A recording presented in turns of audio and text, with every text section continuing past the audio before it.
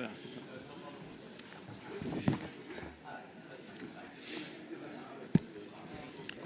Mes chers collègues, mesdames, messieurs,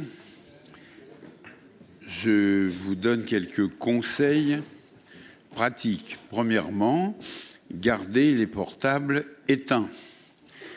Il est rappelé qu'en application de l'article L. 2131-11 du Code général des collectivités territoriales, sont illégales les délibérations auxquelles ont pris part un ou plusieurs membres du Conseil intéressés à l'affaire ou qui en fait l'objet, soit en leur nom personnel, soit comme mandataire.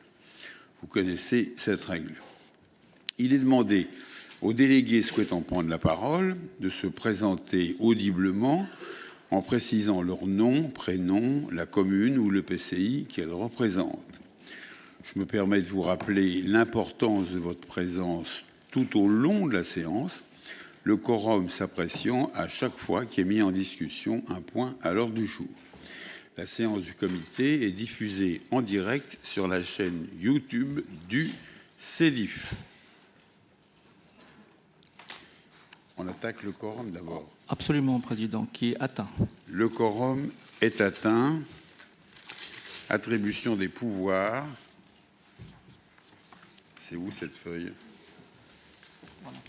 Voilà. Philippe Audebert, délégué de la communauté de Valparaísis, a donné pouvoir à Benoît Blot, délégué titulaire de Valais-Sud Grand Paris. Dominique Bailly de Grand Paris Grand Est à Patrick Sarda, délégué du Grand Paris Grand Est. Rudolf Cambrésis, délégué de Paris-Est Marne-et-Bois, à Tatiana Saucereau, délégué titulaire de Paris-Est Marne-et-Bois.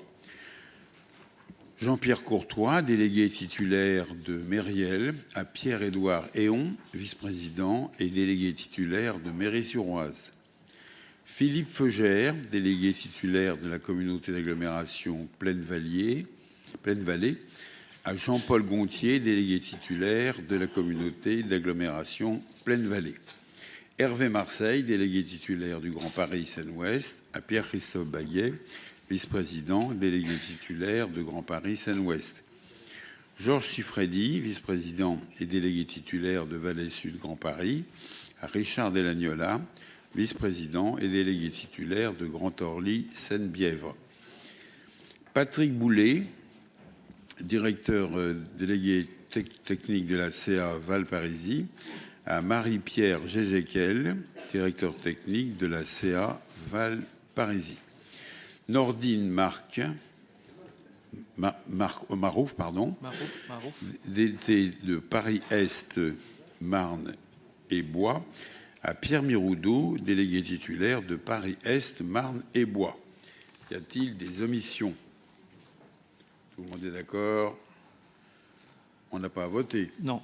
Hop là. Ensuite, Monsieur le Président, donc le secrétaire de séance sera Monsieur Lux Traiano. Monsieur Lux Traiano, secrétaire de séance. Il est désigné. Pas de remarques.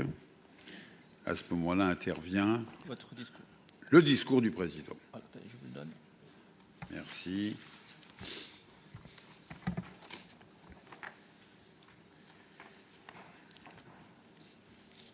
Alors, mesdames, messieurs, mes chers collègues, pour votre information, je vous indique la présence de maître Renaud Diebold, qui peut se lever, commissaire de justice, ex-huissier de justice. Il dressera procès-verbal du déroulement de ce comité.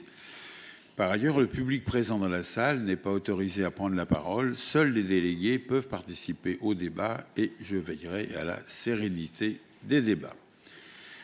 Nous arrivons au terme d'une longue procédure de consultation qui a débuté en 2019. Elle a été émaillée de faits d'importance, dont le Covid, le nécessaire débat public, différant ainsi l'échéance du contrat de 2 ans.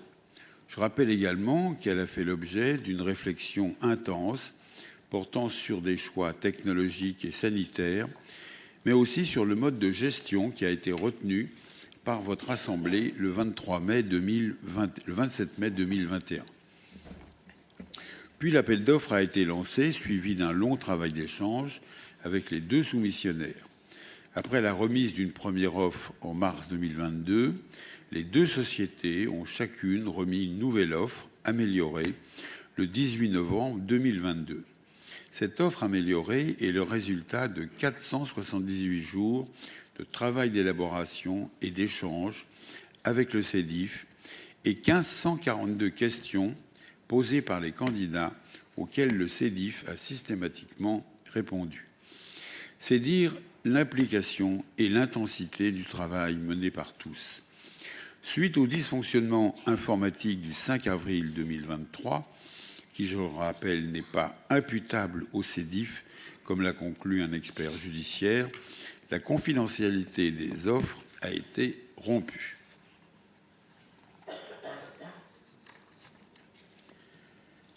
Aussi, j'ai dû, avec le bureau du CEDIF, assisté de nos conseils, trouver une solution de remédiation dans le respect des principes de la commande publique.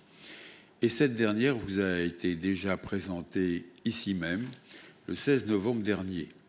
Il s'agit d'attribuer le contrat sur la base des offres améliorées de novembre 2022. La solution mise en œuvre par le CEDIF vise à assurer la continuité du service public de l'eau au bénéfice des 4,8 millions d'usagers desservis et à respecter les principes d'égalité du traitement et de transparence des procédures. Elle s'appuie sur une jurisprudence du Conseil d'État issue de l'arrêt Transdev du 8 novembre 2017 qui consiste à arrêter les négociations, figer les offres avant rupture de confidentialité, puis procéder à leur évaluation. Dans la foulée, ma décision a fait l'objet d'un recours de la part de Suez, déposé le 6 novembre 2023 devant le tribunal administratif de Paris. Très rapidement, les 3 juges des référés, réunis en collège, ont tranché le 29 novembre 2023 et confirmé l'option retenue par le CEDIF en l'autorisant à attribuer le contrat. C'est très clairement la validation par la juridiction d'un choix très difficile, qui a d'ailleurs été considéré par le Conseil d'État comme la moins mauvaise des solutions, à défaut de toute autre. C'est aussi la reconnaissance de la maturité des offres améliorées reçues par le CEDIF, qui, une nouvelle fois, sont le résultat d'un travail long et abouti. Par nature, toute offre est évidemment perfectible. Mais dans notre situation, au regard du travail déjà accompli et des contraintes auxquelles nous faisons face, les 3 juges des référés ont confirmé notre décision de noter les offres améliorées et nous ont ainsi incités à poursuivre la procédure à son terme.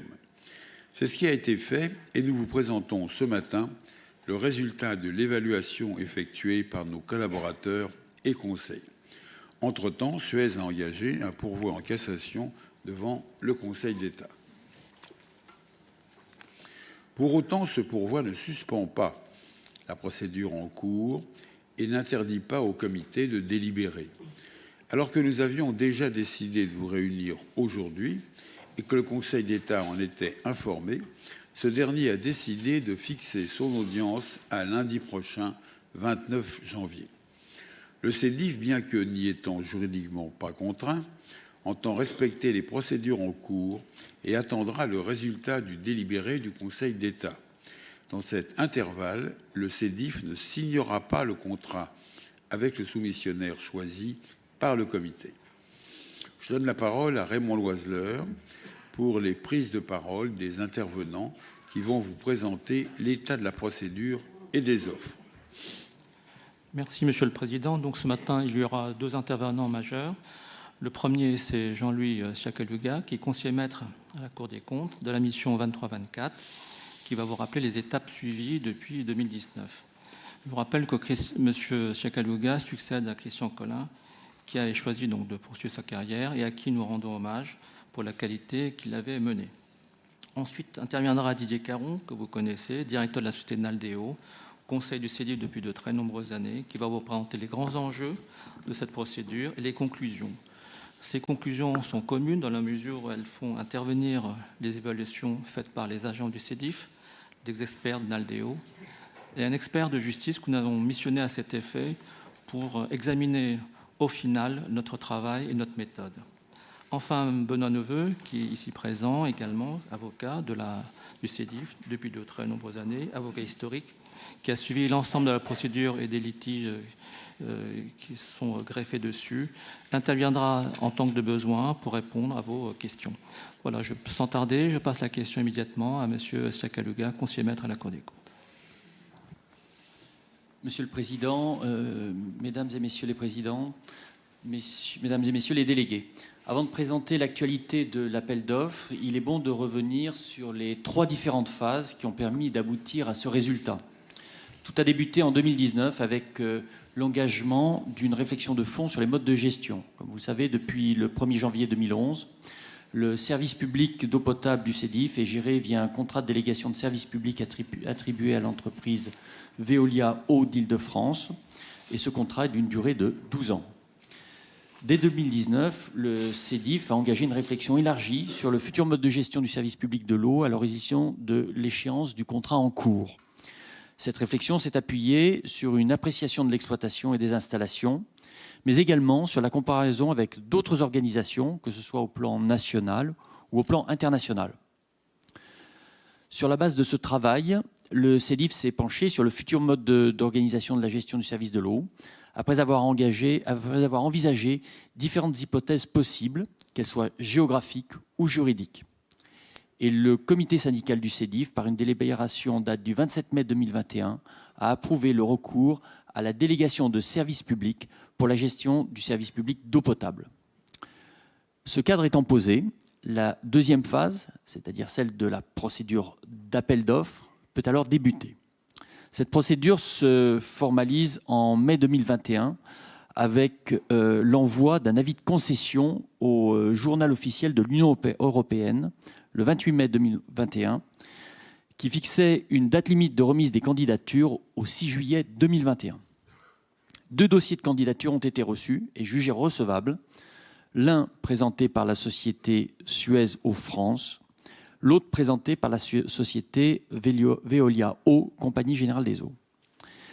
Ces 2 candidats ont été invités à présenter une offre initiale avant une date limite qui était fixée au 31 mars 2022 à 16h précisément. Ils ont effectivement remis leur offre initiale dans les délais impartis et dans la forme requise, c'est-à-dire une offre régulière et appropriée, en mesure de répondre aux besoins et aux exigences de l'autorité concédante, telles que spécifiées dans les documents de consultation. Au terme de cette phase initiale, il s'en est suivi une phase d'étude de 120 jours que les soumissionnaires ont mis à profit pour préciser leur offre, tandis que le CEDIF préparait la séquence suivante, séquence dite des offres améliorées. Au cours de cette nouvelle phase des offres améliorées, à l'issue d'une série de séances de négociation qui se sont tenues du 27 juin 2022 au 8 juillet 2022, complétées par 1705 et 1964 questions et commentaires écrits du CEDIF adressés à l'un et à l'autre des candidats, les plaçant ainsi en position d'améliorer leurs propositions en pleine connaissance de cause. Les 2 candidats ont été invités à déposer le 18 novembre 2022 2 offres améliorées. Ces offres résultent d'un travail long et dense que les très nombreuses questions posées et les réponses apportées démontrent. Et on entre finalement dans la 3e phase, qui est la phase d'aboutissement de nos réflexions. Cette phase recouvre l'année 2023. Elle a été marquée par le débat public, qui est une obligation qui accompagne tout projet de l'ampleur d'une autre. Ce débat public, placé sous l'autorité d'une autorité indépendante, c'est-à-dire la Commission nationale du débat public, a conduit à suspendre la procédure d'appel d'offres le temps des échanges avec les citoyens. Et ce n'est que le 20 septembre 2023, l'équipe du débat public ayant publié son compte-rendu, que les travaux ont pu reprendre. Ces travaux s'inscrivaient dans un contexte particulier, marqué par les effets d'un dysfonctionnement informatique regrettable qui a déjà été largement évoqué ici, sur lequel je ne reviens pas. Et malgré ces difficultés, la procédure va repartir le 17 octobre 2023 en se fondant sur la base des offres améliorées qui ont déjà été évoquées. Saisis par l'un des soumissionnaires dans le cadre d'un référé précontractuel, les juges du tribunal administratif de Paris vont confirmer tous les choix du CEDIF dans une ordonnance du 29 novembre 2023. Par ce biais, la juridiction nous engage à poursuivre à son terme le processus de désignation du lauréat. C'est ce qui va vous être exposé maintenant par Didier Caron, notre AMO. Je vous remercie.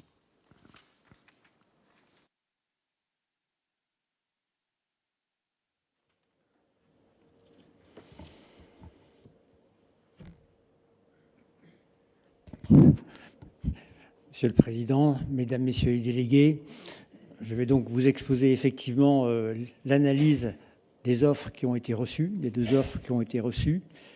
Dans un premier temps, je referai une introduction qui présente bien le contexte dans lequel ces offres ont été analysées et les offres qui ont été reçues. Je présenterai après d'une manière synthétique l'évaluation de ces offres à travers les 6 critères qui étaient définis au règlement de consultation. Et je terminerai par la conclusion sur l'évaluation des offres. Cette présentation qui va être faite est une présentation relativement synthétique. Le rapport détaillé des offres a été communiqué à tous les délégués et donc vous avez le détail qui ne sera pas forcément aujourd'hui présenté. Vous avez les grandes lignes qui seront présentées aujourd'hui, qui seront présentées et ne seront pas. Voilà, vous avez les détails dans les différents rapports. Cette concession, vous le savez, a été définie et retenue le 27 mai 2021, comme l'a rappelé le Président, pour une durée de 12 ans, qui ira donc du 1er janvier 2025, et non pas 2024 comme initialement prévu, jusqu'au 31 décembre 2036. Cette analyse des offres que je présente est en fait le résultat d'un travail collectif extrêmement important qui a été mené avec les experts du CEDIF, avec également les experts de l'AMO, et tout ceci en présence d'un expert de justice qui a veillé à la totale régularité des débats, à l'absence de tout a priori, bien évidemment, et d'une analyse totalement objective des offres qui avaient été reçues.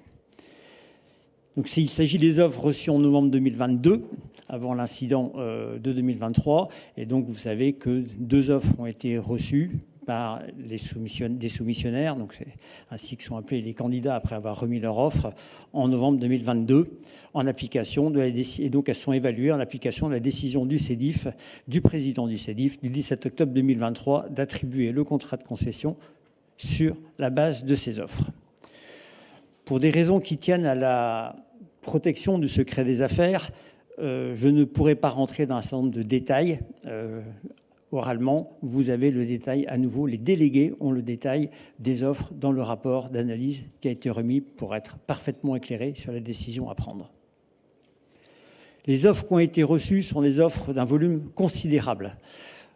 Le règlement de consultation défini dès le départ, remis avec le dossier de consultation aux soumissionnaires, demandait à chaque soumissionnaire de remettre 57, ce qu'on a appelé mémos, des mémos assez conséquents, avec en fait des sous-mémos également. Donc il y avait 52 sous-mémos, donc vous voyez, c'est une centaine de documents qui chacun font typiquement de 50 à 300 jusqu'à même 800 pages pour certains, et qui ont été remis. Et donc vous avez une petite photo à droite qui n'est pas forcément exactement ce qui a été remis, mais qui vous illustre un petit peu l'ampleur de ces offres qui ont été remises, qui comportaient également, vous le savez, un avant-projet pour chaque unité OIV sur chacune des 2 usines de Choisy-le-Roi et de Neuilly-sur-Marne, avec en plus une maquette numérique.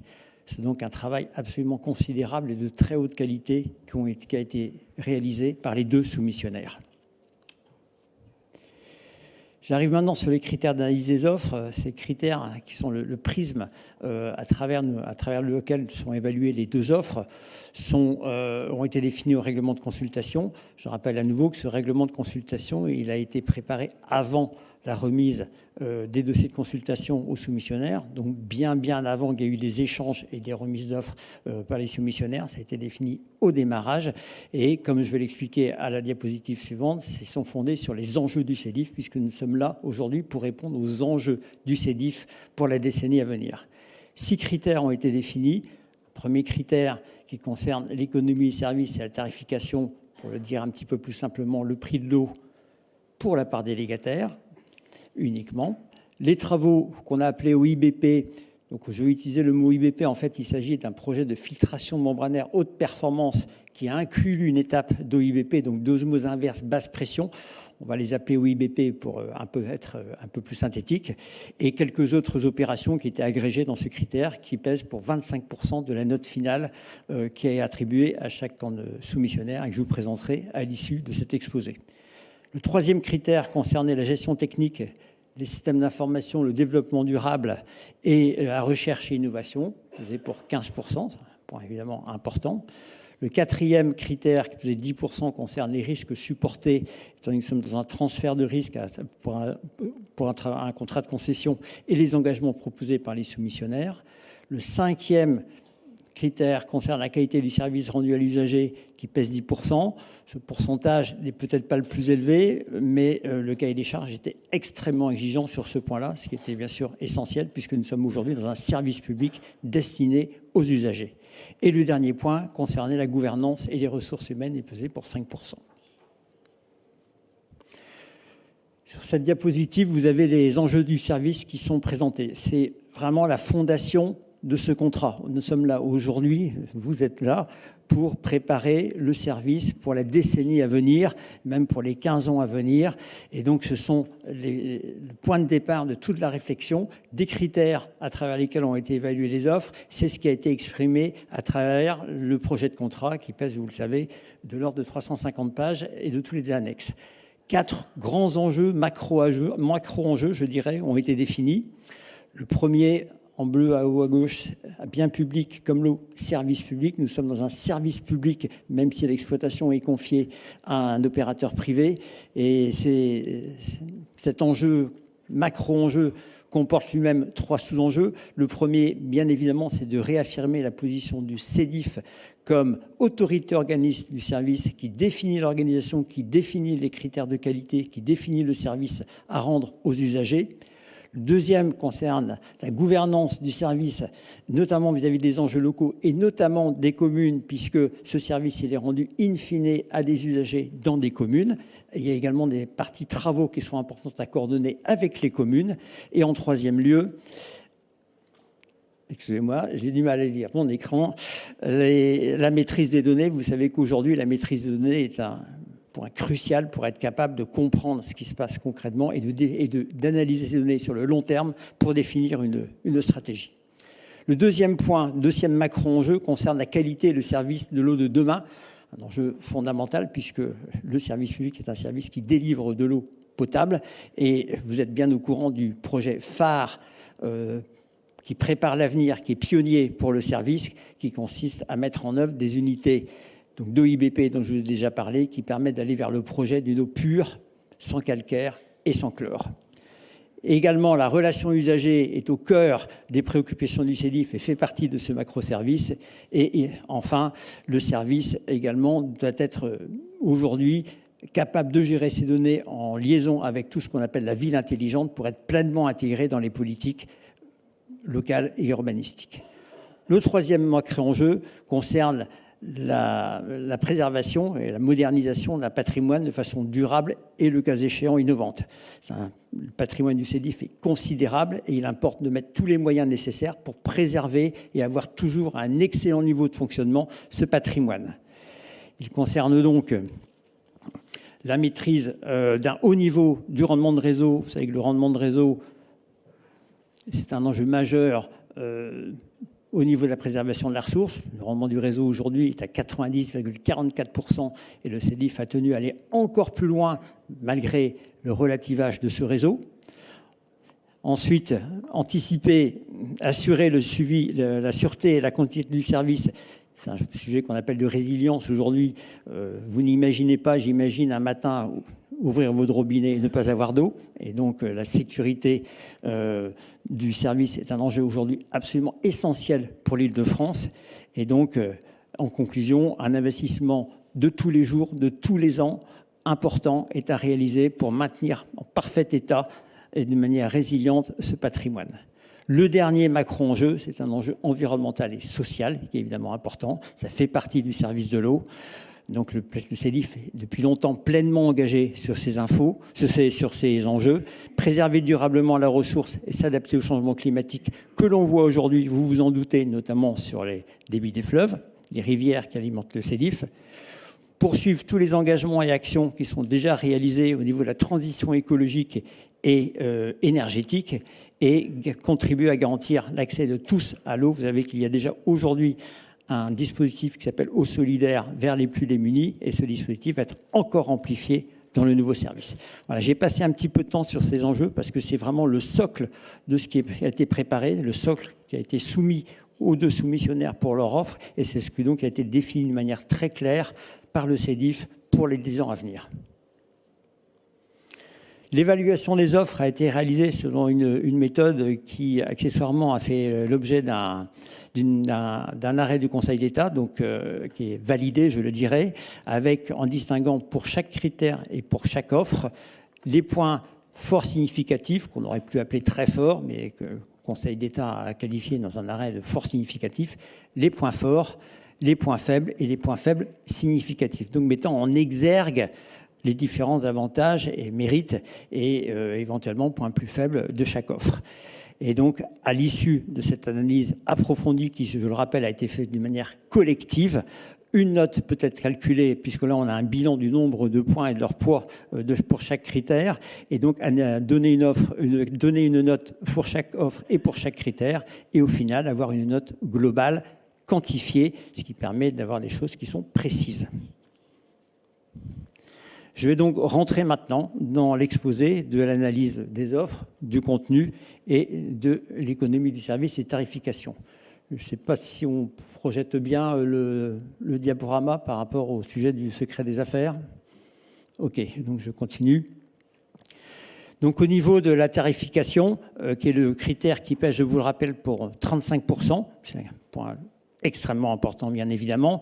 Je vais donc vous présenter d'abord, ici, sur cette première slide, non pas l'offre de soumissionnaire, mais le cadre général. Donc, il a été demandé aux soumissionnaires de proposer un coefficient qu'on a appelé K, multiplicateur du prix qui était en vigueur en 2021, puisque le dossier de consultation des entreprises a été préparé en 2021. Tout ça pour une vision 2024. Et donc, entre 2021 et 2024, vous savez qu'il y a eu une période notamment d'inflation, et donc on est en train de calculer, les soumissionnaires ont été invités à proposer une augmentation du prix de l'eau, forcément une augmentation au regard de l'inflation, mais on va quand même y revenir, par rapport à 2021. Je vous rappelle également que nous parlons aujourd'hui uniquement de la part délégataire du prix de l'eau. Donc cette part délégataire, vous avez un petit schéma sur la droite qui vient d'un des documents du CEDIF. Déjà la part CEDIF du prix de l'eau, délégataire plus CEDIF, ne pèse qu'à peu près 30% de la facture d'eau. Et à l'intérieur de cette part, vous avez à peu près un tiers pour le CEDIF et 2 tiers pour la partie délégataire. Donc la partie délégataire ne concerne que 20% de la facture 120 mètres cubes, puisqu'une facture 120 mètres cubes ici, du prix de l'eau. Voilà, donc j'insiste bien parce qu'on n'est pas en train de parler totalement du prix de l'eau, on est en train de parler des offres des soumissionnaires qui concernent la part, la rémunération du soumissionnaire pour l'exploitation du service. Il y avait quelques autres coefficients également qui étaient demandés aux soumissionnaires, notamment celui qui concerne le bordereau des prix. Le bordereau des prix, c'est notamment les prix des branchements par rapport à des usagers et des pétitionnaires qui souhaiteraient avoir un branchement neuf. Et donc, on avait également mis dans le dossier de consultation le bordereau des prix de 2021 et les soumissionnaires étaient invités à proposer le coefficient K pour des prix en vigueur au 1er janvier 2024. Donc, je vais d'abord vous présenter l'offre de Suez par ordre alphabétique et ensuite l'offre de Veolia sur ce premier critère qui est donc le plus important. Donc, le soumissionnaire Suez a proposé un coefficient K en 2 parties, ce qui était d'ailleurs suggéré au dossier de consultation des entreprises dans le projet de contrat. Un premier coefficient valable de 2024, et donc qui sera décalé d'un an à 2029, qui était un coefficient de 1,351, c'est-à-dire que le soumissionnaire propose une augmentation des prix par rapport à 2021, début 2021, de 35,1%. Et dans un deuxième temps, au moment où l'OIBP est mise en service et donc on délivre aux usagers une eau pure, sans calcaire et sans chlore, un coefficient qui est de 1,568, c'est-à-dire 56,8% par rapport à 2021. Ce n'est pas tout à fait le prix qui sera au final exercé en 2036, puisque à l'intérieur du contrat, il y a également un coefficient qu'on appelle de productivité. Normalement, le légataire, au cours du temps, arrive à faire des gains de productivité dont on veut absolument faire profiter les usagers. Et donc, en fait, ce tarif rediminue un petit peu. Il y a un coefficient de pondération qui diminue un petit peu le tarif. Et donc, l'augmentation de tarif serait en l'espèce un peu moindre, jusqu'à 4,5% pour être précis, en dernière année.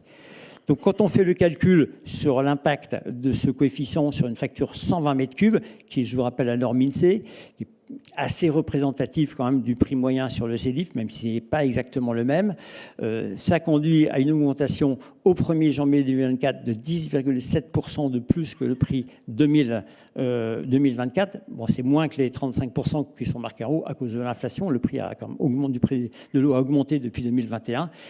Et donc que vous pouvez comparer au prix au dernier trimestre 2023, donc au moment où ce rapport a été établi. Et donc ce prix aujourd'hui, au dernier trimestre 2023, de la facture 120 mètres cubes pour la part délégataire, uniquement à nouveau, j'insiste, est de 1,0221. Donc vous voyez qu'on est à 1,1314 contre 1,0221 au 1er janvier 2024. Et pour la partie délégataire au-delà de ça, donc on a calculé le prix moyen qui est globalement ce que paieront les usagers sur les 10 ans qui viennent, et on trouve en faisant le calcul une augmentation qui est aux moyennes sur les 12 ans de la concession de 15,7%. Donc ça fait un prix moyen de 1,825 par mètre cube sur la facture 120 mètres cubes par rapport au 1,0221. Donc vous voyez que c'est quand même une augmentation que je vais qualifier significative du prix de l'eau qui est proposée par ce soumissionnaire, en partie expliqué bien sûr par le poids des travaux, notamment l'EIP qui est à financer, mais aussi par globalement tout l'équilibre économique de l'offre qui a été construite par le soumissionnaire. Bon, je vais uniquement citer dans les autres coefficients, parce qu'il y en a comme quelques-uns, le coefficient applicable au bordereau des prix. Et donc, le coefficient pour ce bordereau des prix, notamment les branchements, a été proposé à 1,30, c'est-à-dire 30% de plus qu'en 2021, ce qui est également une augmentation que j'ai qualifiée de significative. Voilà, ça, c'est pour la partie tarif. Voilà. Un deuxième point très important, non pas du tarif, mais de l'économie des contrats, c'est l'indemnité à laquelle, qui est reversée par le CEDIF aux délégataires, parce que donc, le financement des travaux PIPP est partagé entre les délégataires et le CEDIF. Donc ce partage de financement, les travaux sont portés entièrement par le délégataire, concerne en fait un reversement d'une partie du coût aux délégataires. Donc le soumissionnaire a proposé, après donc, de longues études, des travaux qu'on appelle donc OIBP, de filtration pranaire sur les 2 usines de Choisy-le-Roi et de Denny-sur-Marne, dont le montant s'élève à 1210 millions d'euros, montant un peu au-delà de nos estimations. Et l'indemnité qui sera versée par le CEDIF s'élèverait à 964 millions d'euros au fil au cours du contrat, ce qui est un montant qui est plus élevé que celui que nous avions projeté, puisque dans les calculs qu'on avait faits, bon, attention, parce que les montants que vous avez peut-être vus, c'était souvent des montants exprimés en euros 2021 ou 2022. Donc depuis, à nouveau, les prix ont malheureusement dérivé. Et donc nous, on avait estimé ce montant d'indemnité à peu près de l'ordre de 800 millions d'euros. Et donc on est au-delà de ce montant. Et donc, par rapport à la façon dont nous avons évalué les offres que j'ai présentées au démarrage, nous avons mis ces 2 éléments du tarif et de l'indemnité comme des points forts, des points faibles significatifs de la part de l'offre Suez. Je vais passer maintenant sur l'offre de Veolia, également sur les 2 mêmes points. En premier lieu, la tarification avec le même coefficient K qui a été proposé. Cette fois-ci, le soumissionnaire Veolia a proposé un coefficient qui grimpe progressivement de 1,10 à 1,20, c'est-à-dire de 10 à 20% d'augmentation de prix à nouveau par rapport à 2021, qui est, vous allez le voir, en fait inférieur à l'inflation qui a eu lieu entre début 2021 et la fin 2023. Et un coefficient ensuite, quand le IBP était en service, de 1,30, c'est-à-dire 30% de plus qu'en 2021.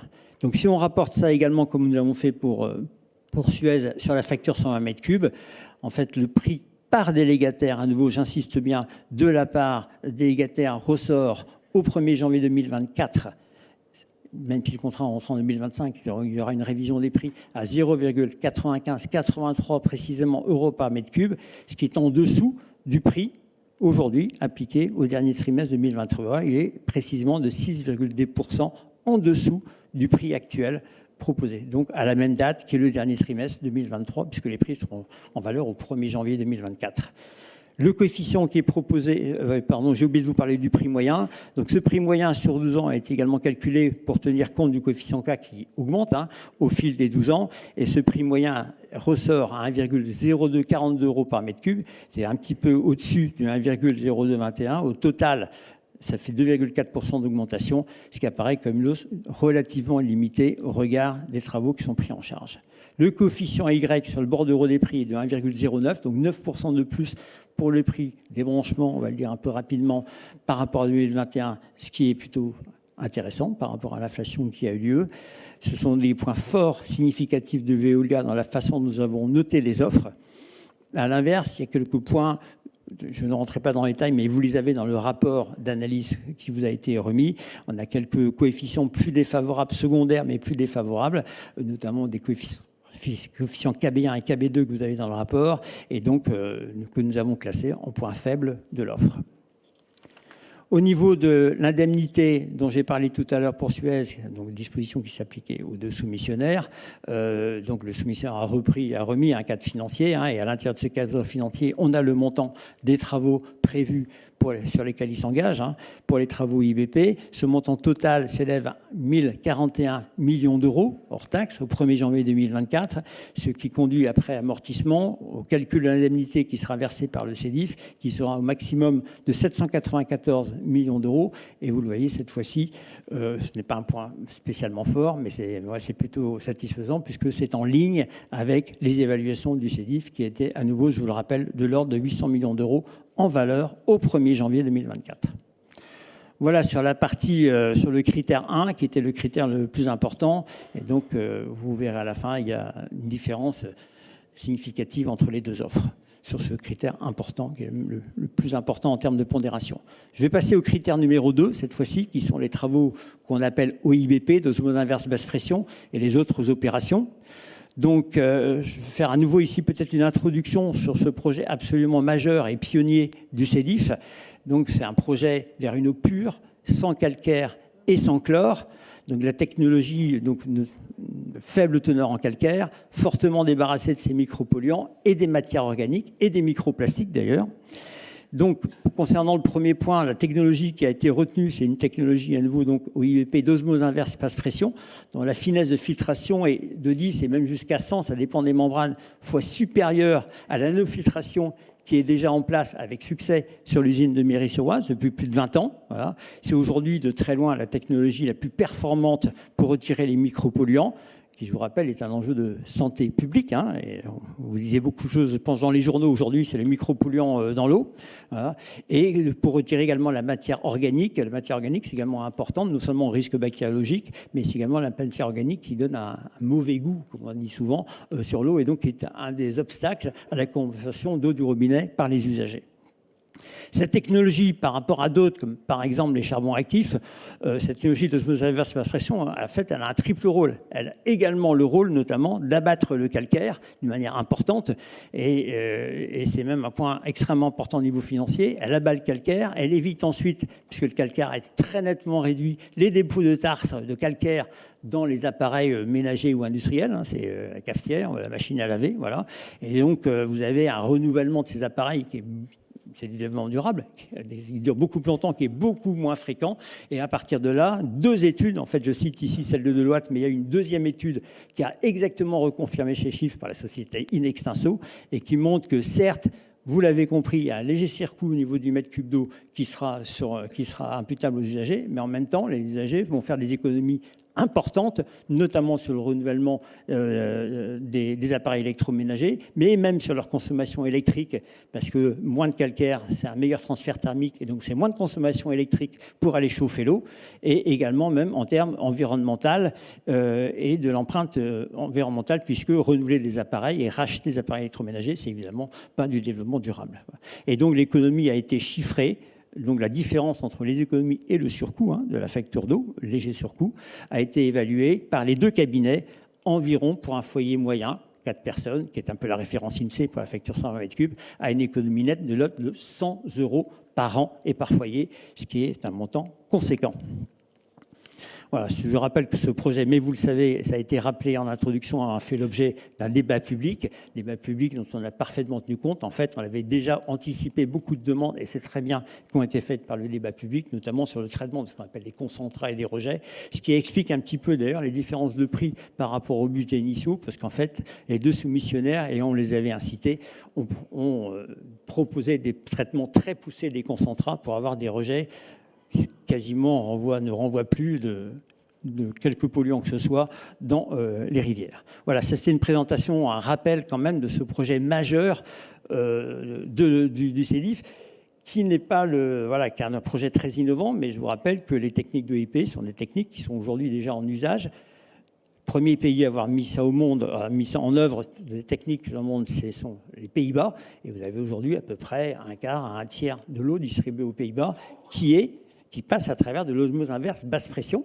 Donc c'est des technologies qui existent aujourd'hui, qui sont en œuvre dans les pays extrêmement soucieux de santé publique et d'environnement.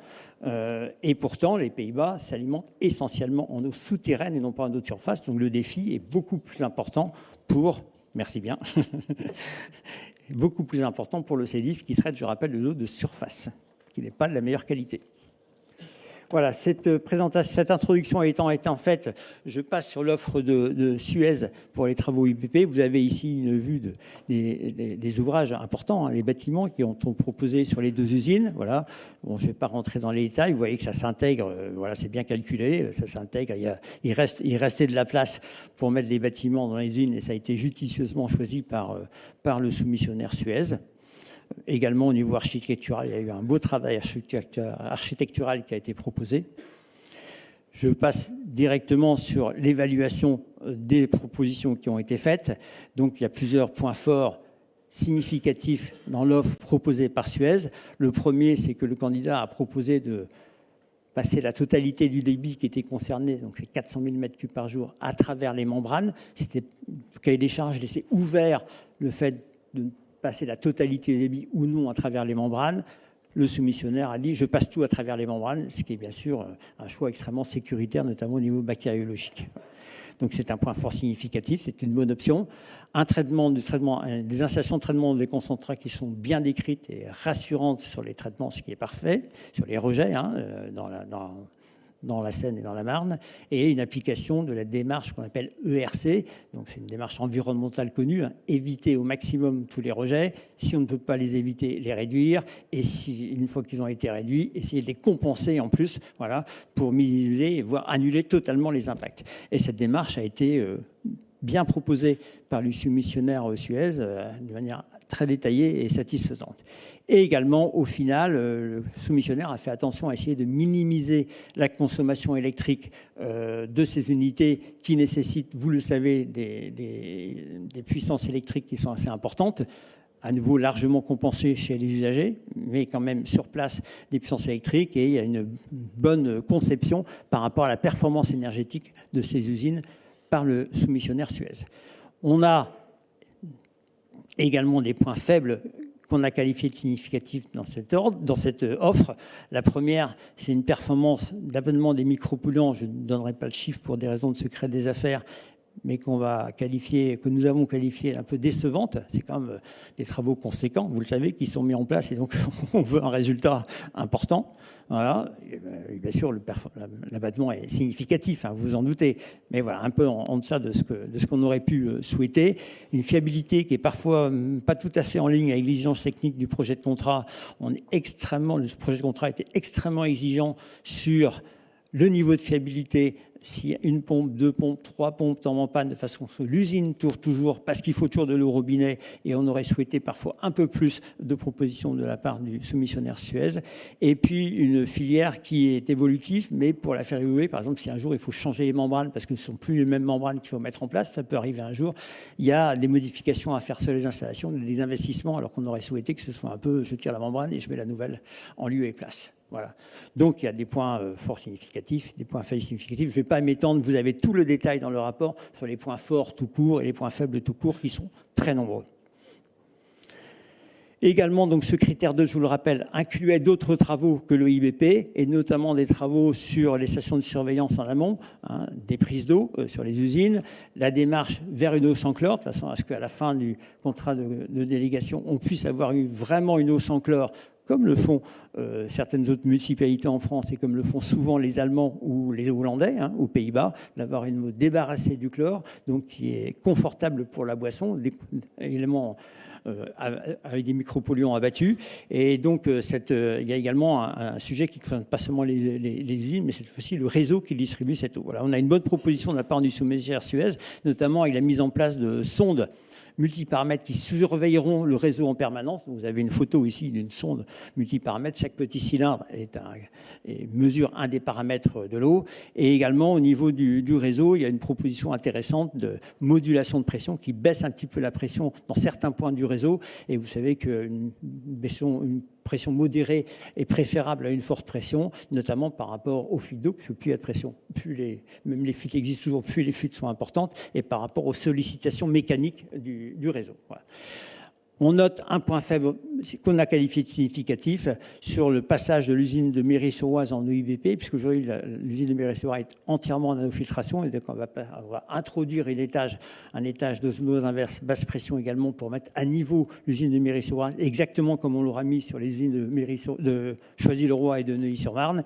Et on avait souhaité aller pour cette mise à niveau totale jusqu'à un débit de 175 000 m3 par jour. Et il y a un premier seuil qui est à 153 000 m3 par jour, même si le soumissionnaire dit qu'il peut aller au-delà. On n'est pas tout à fait heureux de la façon dont ça peut se passer entre 153 000 et 175 000 m3 par jour.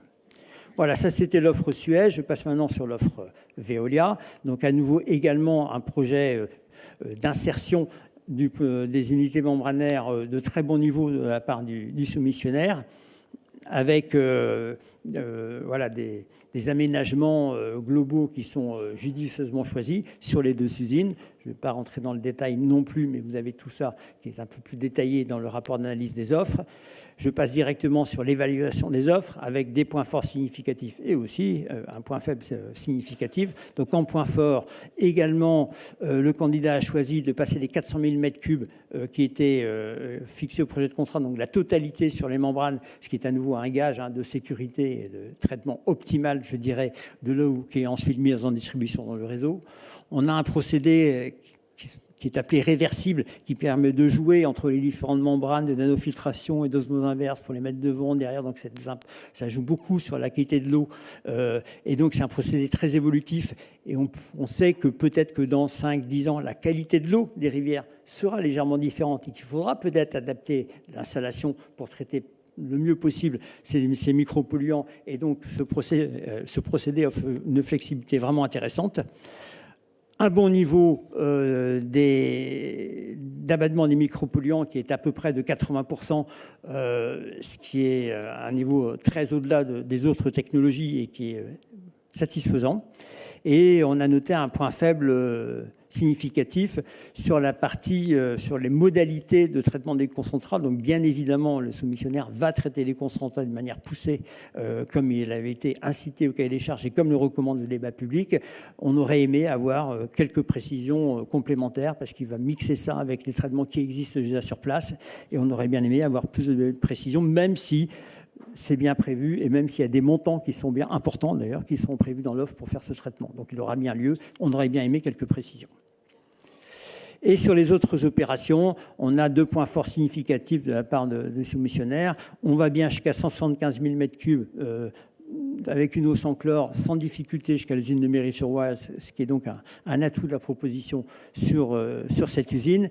Et d'autre part, il y a une offre assez complète sur ce qu'on appelle l'instrumentation du réseau. Donc vous avez la petite image, là, c'est un prélocalisateur de fuite. Et donc vous aurez sur le soumissionnaire propose de mettre sur le réseau 10 425 tels détecteurs sur le réseau, en plus des environ 1600 qui existent déjà. Donc ça fera un total de près de 12 000 capteurs sur le réseau qui vont couvrir la totalité du réseau sur la totalité du territoire du CEDIF et qui est bien sûr un outil extrêmement intéressant pour être informé immédiatement de toute fuite qui seraient créés sur le réseau et intervenir. Et donc, vous verrez derrière que ça permet également aux soumissionnaires de s'engager sur des niveaux de rendement qui sont au-delà de ce qui avait été demandé au cahier des charges.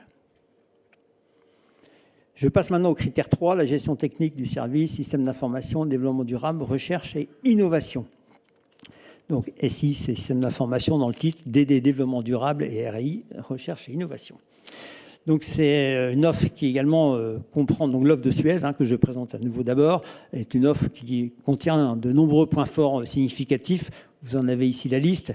Premièrement, une refonte vraiment en profondeur et pertinente des systèmes d'information industriels, donc le pilotage des usines, les automates, pour le dire un peu rapidement, voilà, avec la mise en place de ce qu'on appelle un jumeau numérique, c'est-à-dire vous doublez par des maquettes, sur l'informatique, vous doublez par des modèles mathématiques tout ce qui se passe en temps réel sur le réseau. Donc vous avez la vraie mesure et vous avez la mesure calculée. Et bien sûr, vous pouvez comparer les deux.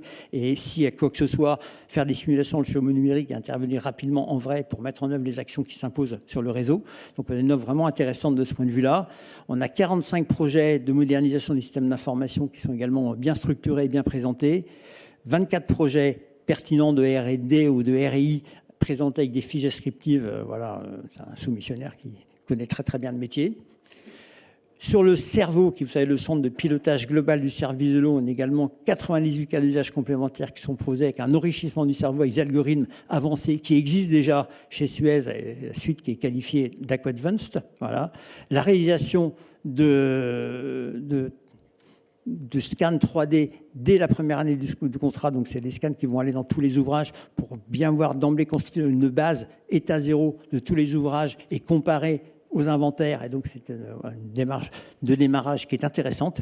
Et puis, une direction des services informatiques qui est externalisée à 70%. C'était une demande forte du cahier des charges que ces services informatiques soient internalisés dans la société dédiée. Aujourd'hui, vous savez que le système d'information est le système nerveux, le cœur quasiment, je dirais, du pilotage d'un service d'eau. Et donc, on voulait que ce soit totalement internalisé et pas chez des sous-traitants. Voilà, de toute façon, on ait une parfaite maîtrise, le délégataire, mais le CDI aussi derrière, et une parfaite maîtrise de toute la partie système d'information. Je rappelle que le système, s'il est géré et développé par le délégataire, appartient au CEDIF, ce qui n'est pas le cas souvent dans les délégations de services publics. Et on avait demandé également de reconsidérer l'emplacement de la salle cerveau, et le soumissionnaire propose de déménager le cerveau dans l'usine du CEDIF de Neuilly-sur-Marne, ce qui est une proposition évidemment satisfaisante. Voilà, cette offre qui présente de nombreux points forts significatifs a également plusieurs points faibles. Le premier, par rapport à la refonte du télérelevé qui est également demandé pour passer à une nouvelle génération de télérelevé beaucoup plus performante, est un mix entre deux technologies qui n'est pas totalement redondée, et donc la transmission du signal, bien qu'elle soit bien sûr avancée par le soumissionnaire, reste un peu un point d'interrogation en termes de fiabilité de la transmission. Et également, on aurait souhaité, par rapport à des travaux qui sont faits sur certains ouvrages, qu'il y ait bien une étude de l'impact entre les différents ouvrages des travaux qui sont menés. On a une problématique de raccordement à la fibre noire, donc les fibres qui sont entre usines, inter-usines, pour communiquer les informations de manière protégée, ultra sécurisée, aurait pu être mieux abordée dans cette offre. Et également, on a une proposition d'ombrière. Vous avez une petite photo, vous savez que les ombrières, c'est les panneaux solaires sur les toits des parkings.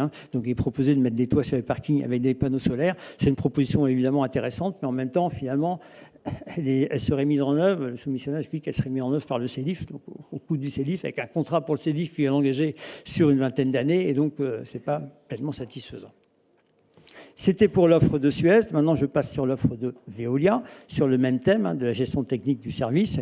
On a également, vous le voyez, pas mal de points forts significatifs que vous avez listés, qui sont listés ici. À nouveau, le développement, mais on l'avait demandé, d'un jumeau numérique, mais qui est également très poussé. C'est pour ça que c'est un point fort significatif qui concerne tant l'approvisionnement, donc la production, que la partie distribution. Voilà, avec des évolutions importantes du cerveau, et un cerveau qui va, comme on le voit à la puce suivante, qui va être en plus étendu à 4 autres composants pour aller jusqu'au patrimoine et jusqu'aux usagers, donc avec un pilotage beaucoup plus élargi que la seule le seul pilotage technique, voilà, de la distribution d'eau. Un télérelevé qui est assez astucieux avec le développement de l'infrastructure totalement complémentaire et donc la possibilité d'une redondance de la transmission qui est un point fondamental. Si on a un télérelevé mais que les signaux ont du mal à arriver jusqu'au bout dans un serveur, c'est bien sûr un sujet. La proposition de 24 projets de recherche et développement qui sont fort bien décrits et qui collent bien aux enjeux du CEDIF. Un engagement sur un rendement de réseau probabablement facilité par les 12 000 capteurs dont j'ai parlé tout à l'heure, jusqu'à 93%. Donc à nouveau, je rappelle que le rendement de réseau actuellement est de 90,44%. On avait demandé un rendement de 92%. Et donc le soumissionnaire s'engage à aller jusqu'à 93%, ce qui est par rapport bien au-delà de ce que font en général les autres collectivités en France et qui est un très bon niveau, notamment à nouveau par rapport à l'âge relativement déjà ancien du rendement du CEDIF, avec beaucoup de fonds de gris qui ne sont pas forcément faciles à gérer.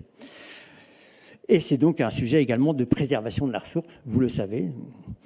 En avant-dernier point, une empreinte environnementale qui ne sera pas limitée au carbone, comme si aujourd'hui, donc le service sera toujours zéro carbone, mais cette empreinte environnementale, elle est étendue à 3 autres domaines qui sont l'eau, la biodiversité et les matériaux. Et en dernier point, également une internalisation à 50 puis à 80% de la direction qu'ils ont appelée ici numérique et des systèmes d'information au sein du délégataire. Donc une offre qui a de nombreux points forts significatifs, qui a aussi également, je le rajoute en point fort, le développement du système plus avant du système de pilotage des usines et le réaménagement de la salle cerveau. Vous avez ici une des photos de l'architecture qui est intérieure qui est proposée pour cette nouvelle salle cerveau. Il y a des points faibles significatifs dans cette offre et donc vous avez notamment en points faibles significatifs des développements de systèmes d'information. Donc on avait plusieurs enveloppes budgétaires, je vais dire ça comme ça, à l'intérieur du contrat et donc le soumissionnaire fait les développements en mangeant, passez-moi le mot, la totalité de l'enveloppe au démarrage alors que c'est une enveloppe qui était prévue en co-construction, donc c'est des choses qui sont moins satisfaisantes, peut-être recalables, hein, voilà. Et puis également un deuxième point faible significatif, c'est que le soumissionnaire a basé son offre de calcul des GES en excluant les émissions liées aux nouvelles filières. Là, nous voulons que ce soit en incluant ces nouvelles filières, et donc il y aura des calculs à refaire s'il est retenu. Voilà, c'était pour le critère 3, avec, vous voyez, quand même toujours de très très bonnes offres d'un très bon niveau. Voilà. Sur le critère 4, les risques supportés et engagements proposés, je commence à nouveau cette fois-ci par l'offre de Suez. Vous avez en point intéressant une couverture assurantielle qui de toute façon a été demandée de manière très complète au cahier des charges, mais qui va encore un petit peu plus loin que les exigences déjà élevées du cahier des charges, avec 3 niveaux d'assurance complémentaires sur la cybersécurité, ce qui a bien sûr beaucoup de sens, une assurance TRC que vous connaissez peut-être également proposée par le légataire et qui couvre également le CEDIF, et une assurance responsabilité décennale sur les ouvrages qu'on appelle non soumis, donc le génie civil, qui va plus loin également que les obligations réglementaires et le projet de contrat. Le soumissionnaire a, et vous avez le droit de le faire, proposé quelques limitations de ces risques, des risques exogènes uniquement liés aux travaux IVP, hein, pas sur le reste, hein, voilà, notamment sur des choses qui peuvent arriver, comme des retards dans les situations administratives, des risques géotechniques qui n'ont pas été prévus malgré les éléments géotechniques qui étaient donnés dans le cahier des charges. Voilà. Il a souhaité partager des risques sur ces sujets. Donc il n'y a rien de dramatique, mais c'est quand même forcément des points plutôt faibles, hein, puisque l'idée c'est que le concessionnaire assume un maximum de risques. Voilà. Et il y a également un dispositif de calcul du montant de l'indemnité qui n'est pas tout à fait, qui est un peu aménagé par un projet de contrat, un petit peu en défaveur du CEDIF, que nous avons également relevé en point faible. Ça, c'est pour le candidat Suez. Pour le candidat Veolia, on a également d'ailleurs une proposition qui est complémentaire de cahier des charges au niveau des assurances, avec une assurance décennale supplémentaire pour les ouvrages non soumis, ce qui est une bonne chose et qui profite également au CEDIF hein, et aux usagers, hein, in fine. Une assurance cybersécurité et une assurance TRC. De nouveau, c'est assez classique, mais voilà, c'était qui couvre le CEDIF, qui n'était pas forcément exigé au cahier des charges. Il a également proposé des limitations à ces risques sur des risques exogènes. À nouveau, j'insiste uniquement sur le sujet OUIP Bon, c'est quand même un sujet à près d'1 milliard d'euros, hein, donc ce n'est pas un sujet négligeable en termes de risques, uniquement sur des risques exogènes, mais qui est avec une liste qui est assez longue, vous le voyez ici, sur des intempéries exceptionnelles, bien sûr, sur des pandémies, peut-être qu'il y aura des nouvelles, malheureusement, il peut y avoir des risques de pandémie, sur des crues exceptionnelles, des aléas géotechniques, voilà. Donc il y a une liste sur lesquelles le soumissionnaire, non pas retransmet tous les risques au CELIF, mais propose des partages de risques. On aurait bien vu le soumissionnaire prendre tous les risques. Voilà pour le critère 4. Pour le critère 5, la qualité du service à l'usager, qui est un point extrêmement important, puisque nous sommes là dans un service public pour l'usager. Donc là, je vous expose d'abord en 2 diapositives, à nouveau dans l'ordre alphabétique, l'offre de Suez, qui a une offre intéressante, qui joue beaucoup sur le tableau de l'intelligence artificielle, mais avec les garde-fous qui sont souhaitables, c'est-à-dire que c'est progressif et qu'il y a quand même de l'humain. Et vous voyez, la carte de droite, comme une des puces le montre, c'est justement la présence d'ambassadeurs sur le terrain, dans les communes, de façon à permettre progressivement ce passage, cette augmentation de la partie plus digitale. Voilà. Mais cette partie humaine, elle restera jusqu'au bout. Et donc, il y a bien une composante humaine qui restera. Voilà. La partie digitale, ça concerne surtout la partie centre d'appel ou interaction multicanale avec l'usager. Et donc, ça nécessite également, pour être bien adapté, une segmentation fine de l'usager qui a été proposée par le soumissionnaire et donc qui va bien ensemble avec son plan de digitalisation. Du coup, un accueil téléphonique qui serait disponible 24 heures sur 27, voilà, et 7 jours sur 7. Des propositions également complémentaires d'indicateurs de performance qui sont intéressants pour être capable de mesurer la performance et la satisfaction des clients, point évidemment important. Le suivi des impacts, le développement de ce qu'ils ont appelé, ce que le candidat a appelé l'eau nouvelle auprès des usagers. Donc il y a une proposition très intéressante que je ne vais pas détailler ici pour des modalités de secret des affaires, mais que vous avez dans le rapport d'analyse des offres qui vous a été remis.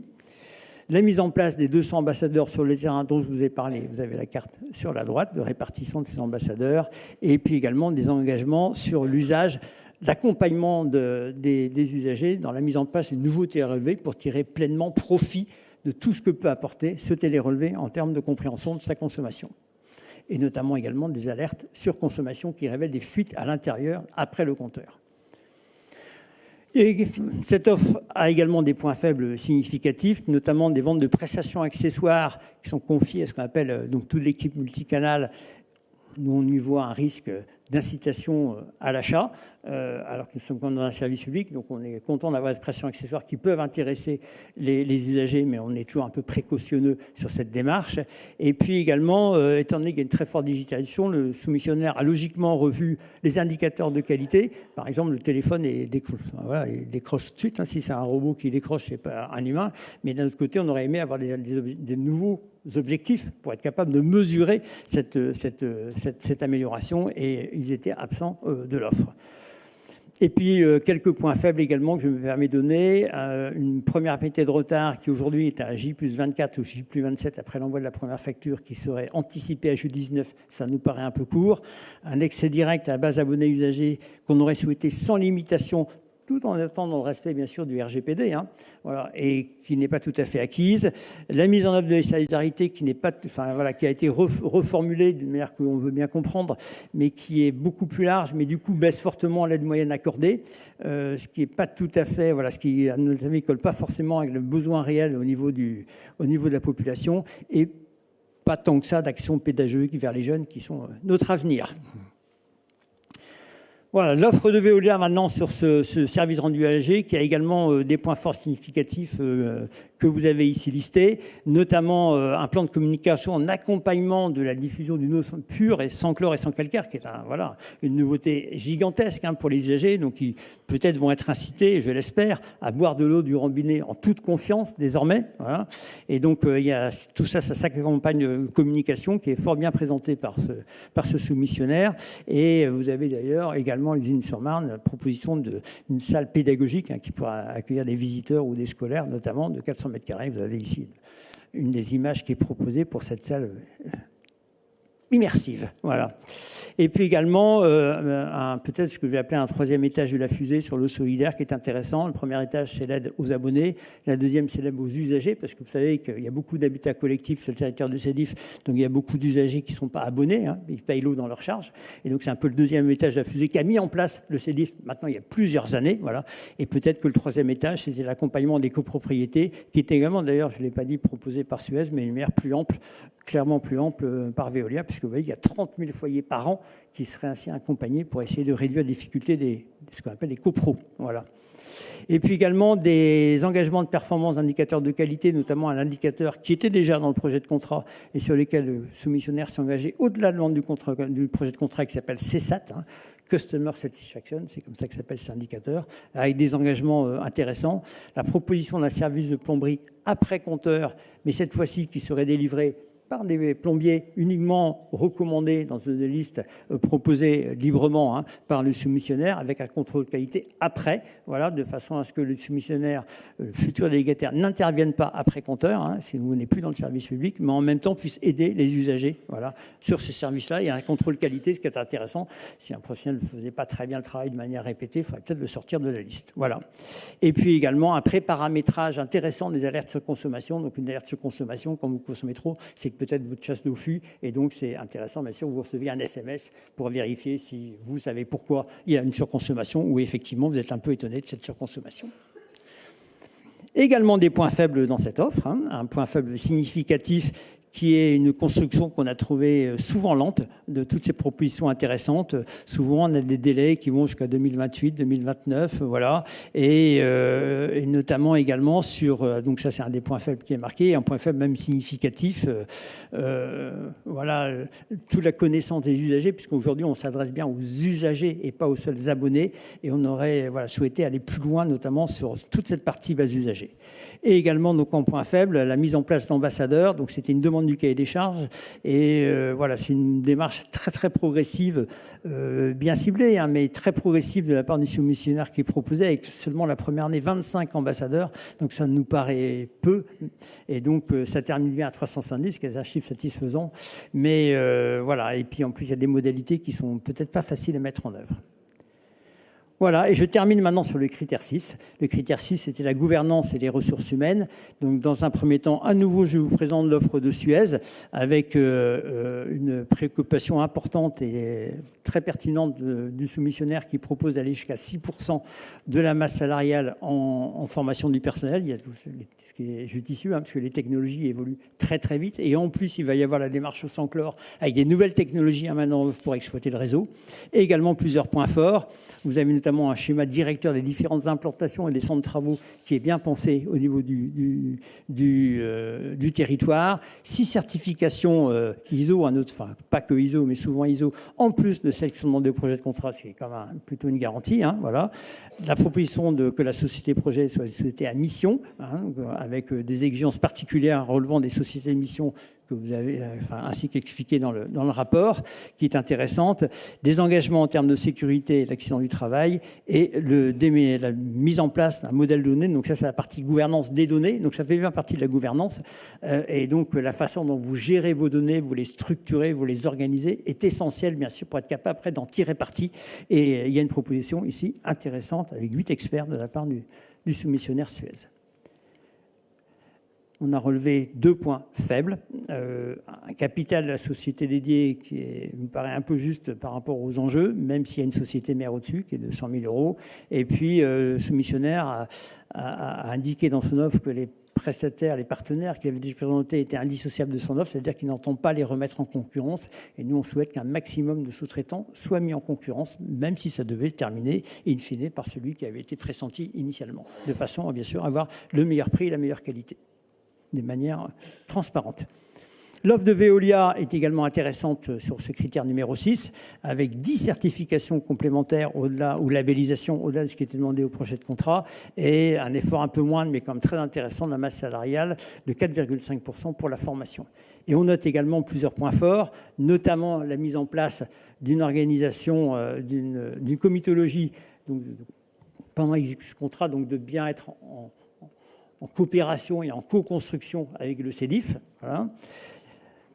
Également des engagements très élevés, même en termes de sécurité et d'excellence du travail qui sont proposés. Des mesures en faveur de l'égalité homme-femme avec un taux de féminisation des postes d'encadrement qui serait jusqu'à 35%, ce qui est bien sûr une proposition intéressante. Et au niveau des données également, alors un peu moins sur la partie structure de données par rapport à l'autre candidat, mais la proposition de mettre en place un moteur de recherche en langue naturelle. C'est comme sur Google, vous tapez / quelque chose, vous tapez en français.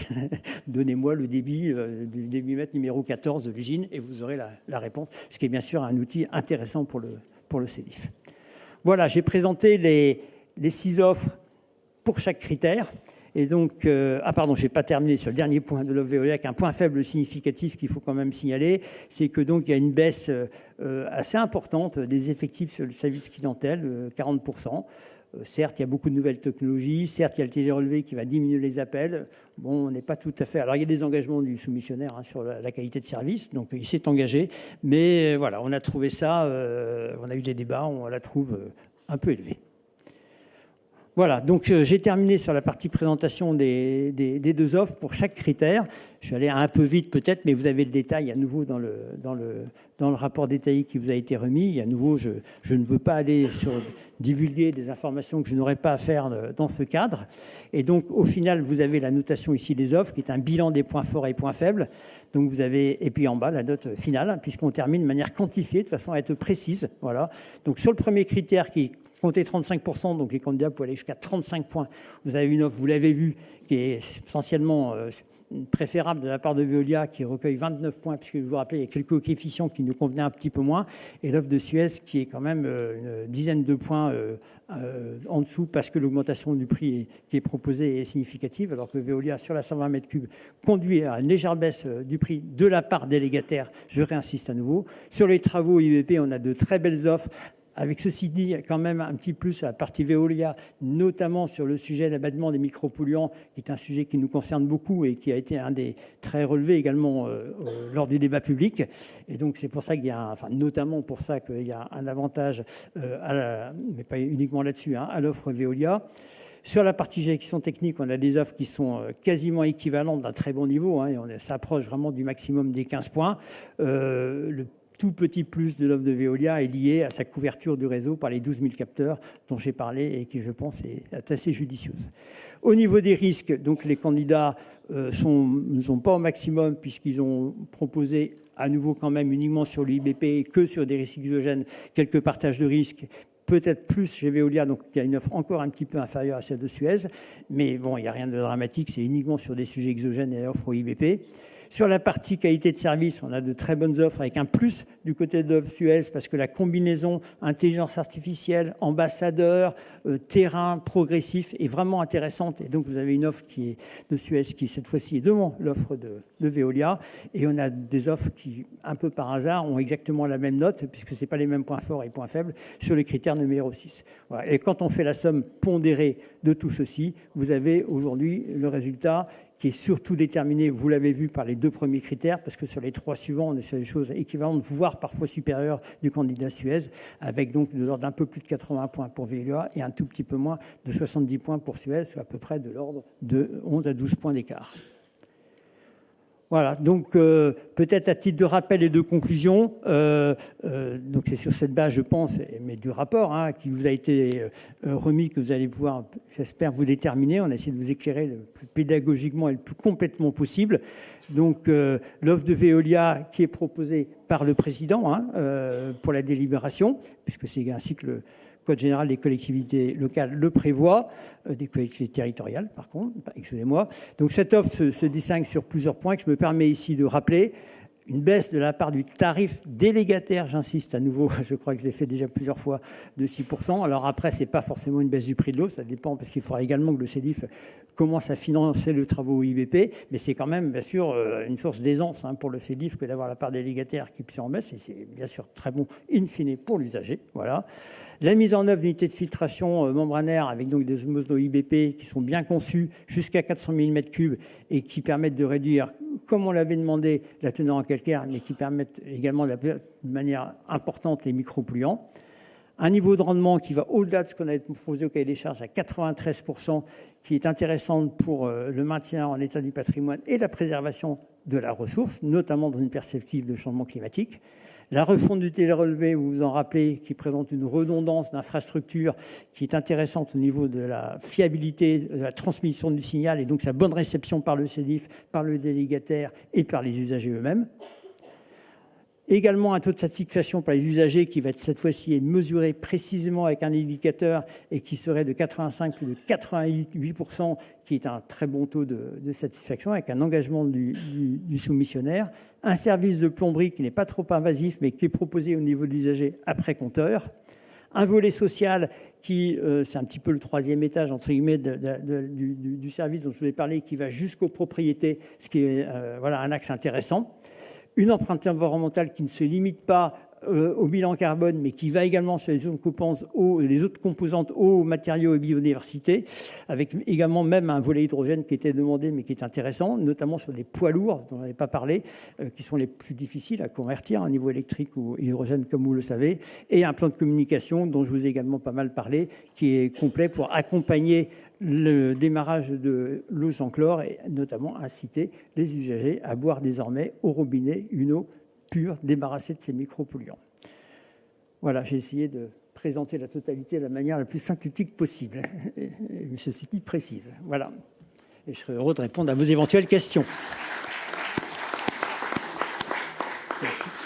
Mesdames, Messieurs, mes chers collègues, après l'exposé de Didier Caron, le président énonce le point suivant. Je mets en discussion la délibération portant sur le choix de l'attributaire du contrat de concession. Qui veut poser les premières questions?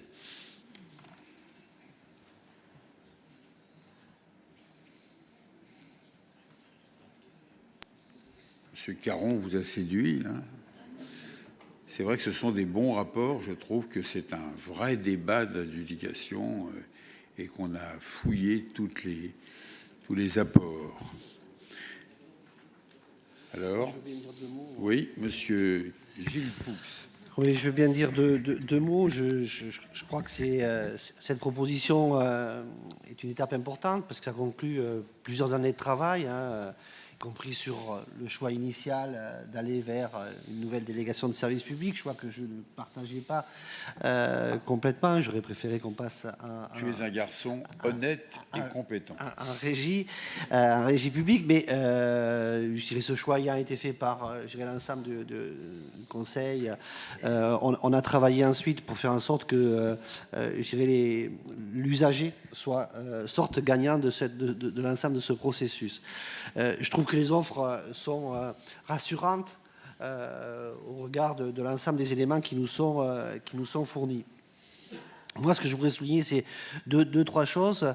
La première, c'est malgré tout la volonté du CEDIF de continuer à être complètement partie prenante des dynamiques de ce service de l'eau, y compris en restant propriétaire de l'ensemble des équipements et de faire en sorte que le gros des investissements soit porté en régie publique directe par le CEDIF.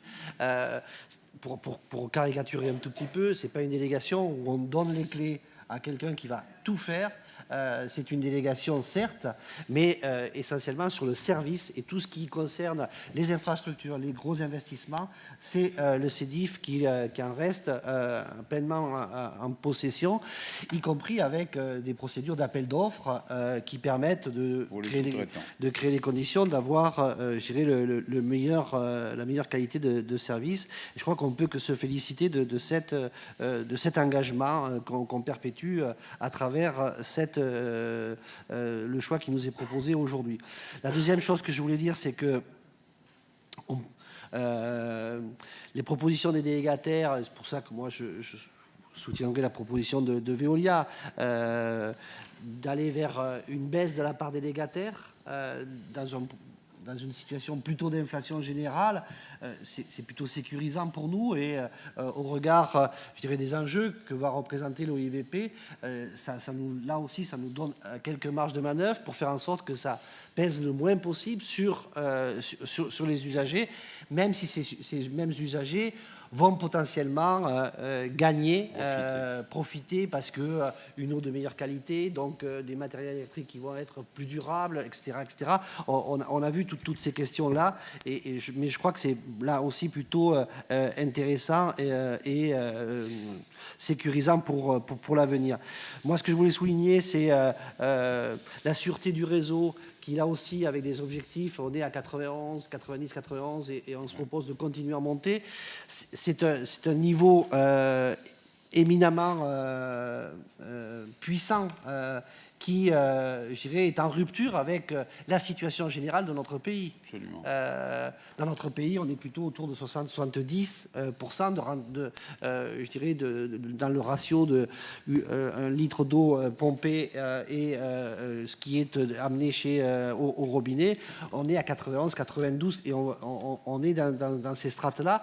C'est, y compris d'un point de vue développement durable, par rapport à la ressource, quelque chose qu'il faut aussi souligner. Et je crois que c'est particulièrement important qu'on continue à être dans cette dynamique-là. Je voudrais également souligner que nous avions expérimenté avec Veolia cette possibilité, dans le cadre de cette solidarité eau, de travailler, non pas seulement sur les gens qui sont en difficulté de payer leurs factures, mais de regarder quelle est cette facture, qu'est-ce que cette facture regroupe, et notamment sur les fuites d'eau qui pouvaient être, notamment on le sait, dans l'habitat privé fragile. On est souvent confronté à, je dirais, des réseaux d'eau qui sont après compteur excessivement dégradés, avec des fuites, et je trouve que nous avions expérimenté ce travail-là où le délégataire vient en support au-delà des compteurs des copropriétaires qui le souhaitent, bien évidemment. Moi, les deux expériences que nous avions faites sur la Courneuve, sur une toute petite copropriété fragile et sur une plus grosse copropriété mieux organisée, les résultats ont été excessivement positifs, qui a permis de remettre ces deux copropriétés qui étaient complètement différentes dans des strates d'utilisation de l'eau et donc de coût de l'eau relativement égal à la moyenne. Et je trouve que le fait de s'engager de façon structurelle, de proposer cette offre de service dans des coûts excessivement intéressants pour l'ensemble des copropriétés, je trouve que c'est une démarche là aussi qui va globalement plutôt dans le bon sens. Même si, bien évidemment, là-dessus, comme sur Solidarité Eau, je crois qu'il ne faut pas qu'on considère que les choses, parce qu'on votera aujourd'hui, sont closes. Il faudra qu'on reste dans un dialogue excessivement compétitif avec notre futur délégataire, afin de continuer à poser les exigences nécessaires que mérite l'ensemble des abonnés et l'ensemble des bénéficiaires de ce réseau d'eau particulièrement important qu'est le CEDIF. Merci. Merci Gilles. D'autres questions? Oui. Bonjour, Didier Kennisberg, délégué de la commune de Ménil-le-Roi. Quel que soit le délégataire qui va être choisi aujourd'hui, donc il va rester des points faibles dans le contrat qui va être signé. Et ma question est assez simple. Est-ce qu'il sera possible, durant les 12 années de contrat, de pouvoir continuer à discuter, vous l'avez évoqué un peu, M. Poux, donc de continuer à discuter avec le délégataire pour améliorer ces points faibles, alors évidemment de manière amiable, puisque le contrat aura été définitivement signé. Voilà, ma question est relativement courte. Monsieur le directeur général. Bien, Maître Neveu, donc il est... C'est une question très logique, monsieur. Oui, donc vous pouvez répondre à cette question, puisqu'il est convenu que nous partagions le temps de parole. Très bien. Alors, le contrat, effectivement, va être conclu en l'état. C'est Maître Neveu, notre avocat. J'insiste sur le fait que ce contrat est un contrat complet. Enfin, quand on dit qu'il y a des points faibles, c'est la proposition, mais c'est un contrat qui comporte l'ensemble des stipulations et qui est quand même relativement proche de celui qui avait été mis dans le dossier de consultation en tant que tel, si on parle de l'outil, l'instrument, le contrat. Après, le contrat vit. Il y a des périodes effectivement de revoyure, etc., qui sont prévues par ce contrat. Et tout au long de la vie du contrat, il y a effectivement ces périodes régulières de revoyure.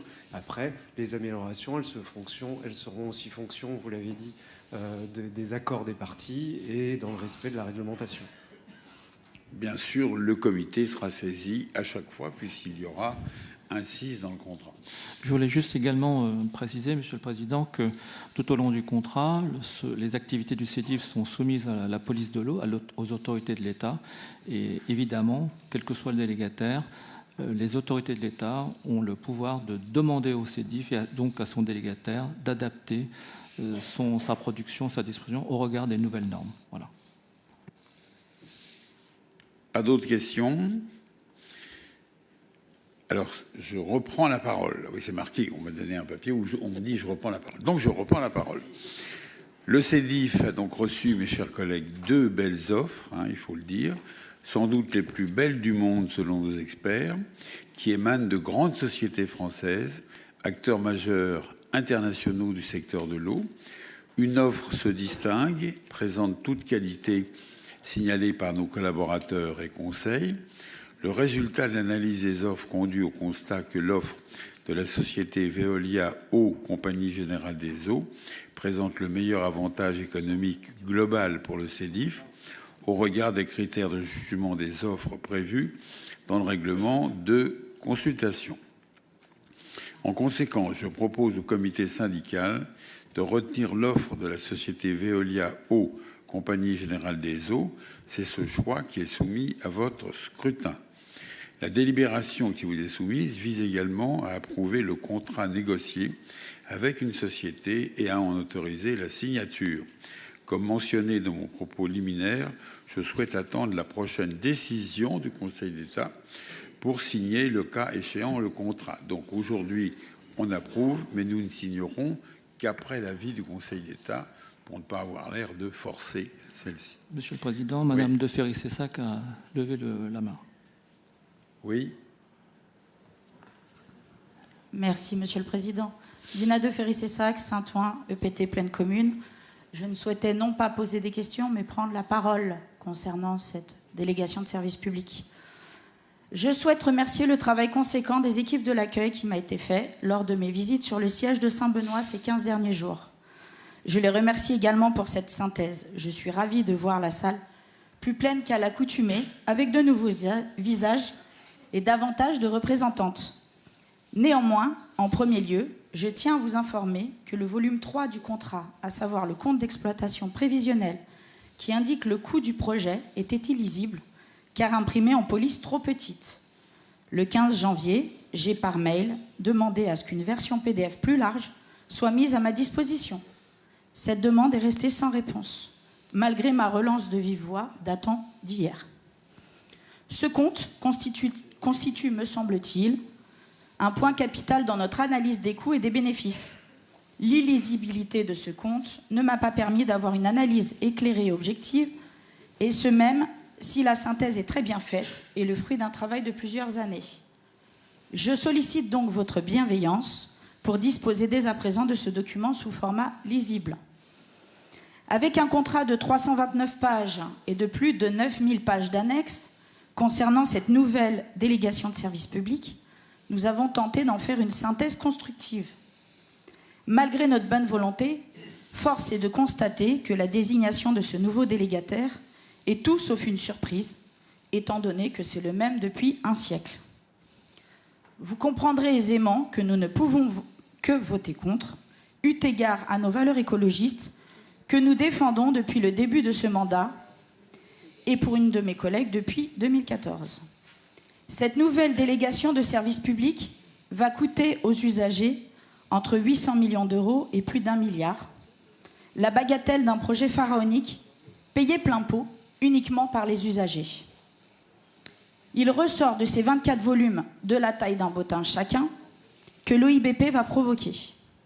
L'explosion de la consommation électrique, dont 143 millions de travaux, et ce ne sont pas les installations de quelques panneaux solaires qui réduiront son empreinte carbone, Ce projet induira une augmentation du prix du mètre cube jusqu'en 2030 et durant les 12 prochaines années pour les usagers, qui compenseront le cadeau financier consenti par ce syndicat aux industriels. Alors que notre demande porte sur la gratuité des premiers mètres cubes d'eau et s'inscrit dans une logique de justice sociale, plutôt qu'en dispositif eau solidaire qui est de facto limité.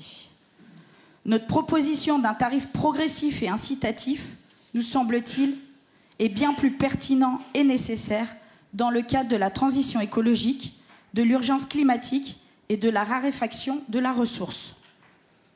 Ainsi, cela remettra totalement en cause le principe de sobriété, de préservation de la ressource, sachant que vous incitez ces industriels à consommer toujours plus avec un tarif dégressif sur chaque mètre cube d'eau supplémentaire. Un projet très coûteux avec une économie de 100 € par foyer dans ce contexte plus que difficile de crise énergétique et financière, les habitants apprécieront. Ce qui est une incohérence avec les objectifs affichés par le syndicat aux Île-de-France en la préservation de la ressource et de son usage parcimonieux. Cette technologie, loin de préserver la ressource qui s'amenuise, pire encore, il va en utiliser encore davantage, nécessitant plus d'eau pour la filtration. L'extension de ce système de production d'eau va cumuler l'inconvénient d'une dépendance technologique qui n'est pas européenne, une artificialisation minérale de l'eau et de probables résidus polluants rejetés dans les cours d'eau contenant notamment les PFAS, polluants éternels. Sur le développement durable, j'ai lu dans le contrat les quelques lignes dédiées. Je les ai trouvées manquant cruellement d'ambition. Il est insuffisant de planter des arbres à l'autre bout du monde pour compenser l'empreinte carbone des usines du Sédif, ou de mettre de ci, de là, quelques hôtels à insectes et ruchers et quelques panneaux solaires. Félicitons néanmoins le maintien du personnel humain et des ouvertures des antennes qui permettront à ceux et celles en difficulté numérique de pouvoir payer en comptoir avec un interlocuteur humain. Bravo pour la légère évolution du nombre de femmes dans les équipes. Je suis tout ébouriffée de 35% de femmes dans les boards. C'est vraiment une grande avancée. Donc, pour conclure, le tout pour un marché de 4 milliards € payés par les usagers qui apprécieront les faibles économies au regard de l'augmentation tarifaire qui les attend. Pour toutes ces raisons évoquées, nous, élus d'une gauche responsable, nous voterons contre cette délégation de service public. Je précise, pour terminer, que je dispose du pouvoir de Madame Delbosque de l'île Saint-Denis. Merci. Merci, Madame. Nous avons pris acte de votre intervention et vous pourrez voter, bien sûr, comme vous l'entendez, comme chacun pourra voter. Donc, je vous propose, comme à l'accoutumée, de procéder au vote à main levée pour l'attribution de la concession, article 22.11 du règlement intérieur du CEDIF. Oui, alors. Voilà, donc, Monsieur le Président, vous déclarez le scrutin ouvert et puis on va procéder au... Non, il n'y a pas de problème, donc on va voter à main levée, voilà. Non, on va voter à... Ah oui, pardon, non, c'est bon. Qu'est-ce qu'il veut, Monsieur Roche? Non, il n'y a pas de problème, mais on s'est mal compris. Donc on vote à main levée tout simplement, parce que si on est d'accord, on procède comme ça. Donc le comptage se fera donc sous le contrôle de l'administration du CEDIF et de Maître Diebol, donc président. Donc vous devez donc procéder au vote pour, contre et abstention. Voilà, et on prendra le temps après chaque phase pour bien compter les voix. Alors, on met sur la note que pour que le vote à scrutin public puisse être adopté... Ah, c'est autre chose. Ah bon, voilà, je me trompe de phase. C'est formidable. Voilà. Il suffit d'ouvrir le scrutin, dire que le scrutin est ouvert, et puis nous procédons au vote. Le scrutin est ouvert et le vote a lieu donc à main levée, s'il vous plaît. Qui est pour l'adoption? Donc on va... Merci de baisser la main maintenant. Qui est contre? Plus un pouvoir. Voilà. C'est noté. Donc 2 voix contre. 3. Qui est le troisième? D'accord. Ah oui, entendu. Je n'ai pas compris. Non, il y a 3 voix parce qu'il y avait un pouvoir. Ah, il y avait un pouvoir. Il y a 3 voix contre. Très bien, c'est noté. Abstention. Donc, adopté. Alors... Donc vous lisez ça. Le comité donc approuve à la majorité absolue des suffrages exprimés le choix de la société Veolia Eau, Compagnie Générale des Eaux, comme attributaire du contrat de concession relative à la gestion du service public d'eau potable pour une durée d'exploitation de 12 ans à compter du 1er janvier 2025. On est d'accord? Voilà, Monsieur le Président, il y a un déjeuner après. Voilà. Nous vous remercions et le déjeuner habituel a lieu, bien sûr, aussitôt après. Merci à vous toutes et à vous tous.